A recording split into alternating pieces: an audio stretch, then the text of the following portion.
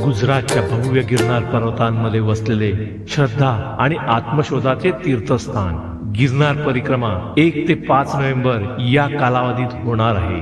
हिंदू धर्मियांचे पवित्र स्थान असलेल्या गिरनार पर्वताच्या 36 किलोमीटरच्या या प्रदक्षिणेत आपण आपल्या भाविकांसह सहभागी व्हा.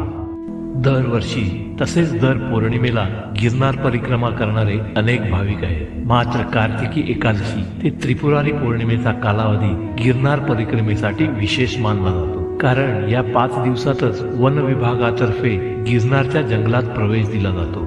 जवळजवळ 38 किलोमीटरची परिक्रमा पूर्ण करून 10,000 पायऱ्यांचा टप्पा पार करून दत्तभक्त गुरु शिखराचे दर्शन घेतात. या 5 दिवसात भगवान शंकर पार्वती मातेसह गिरनार पर्वतावर निवासासाठी येतात असेही म्हटले जाते.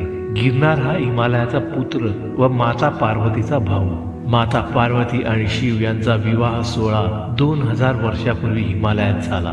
बहिणीच्या लग्नासाठी गिरनार समुद्रातून बाहेर पडला आणि जमिनीवर स्थिर झाला. परंतु समुद्रापासून अवघ्या 50 किलोमीटरवर हिमालयात जाऊ शकला नाही. म्हणून त्रिपुरारी पौर्णिमेला माता पार्वती भगवान शिवांसह गिरनारला मुक्कामी आल्या. शिव पार्वती विवाहात सर्व देव, ऋषी, तीर्थ, नवग्रह, अष्टसिद्धी, नवनिधी, 52 वीर, 64 मातृका, 11 जलदेवता, 9 नाग, अष्टवसू, कुबेर भंडारी हे सर्व आले होते. त्यांच्यासह शिव पार्वती 4 दिवस गिरनारवर होते.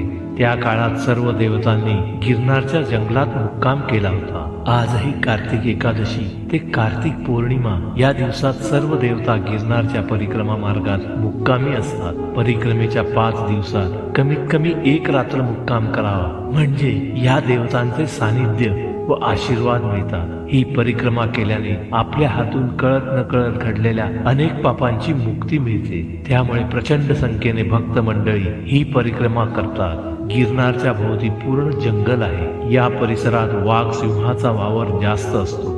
पण या 5 दिवसात हे प्राणी आपल्याला काहीही त्रास देत नाही. ही दत्तगुरूंचीच कृपा आहे. त्यांच्याच आशीर्वादाने यात्रेकरू निर्भय होऊन परिक्रमा करतात. यतिरूप दत्तात्रया दंडधारी, पदी पादुका शोभती सौख्यकारी, दया सिंधुजाची पदे दुःखहारी, तुम्हा विण दत्ता मला कोण तारी.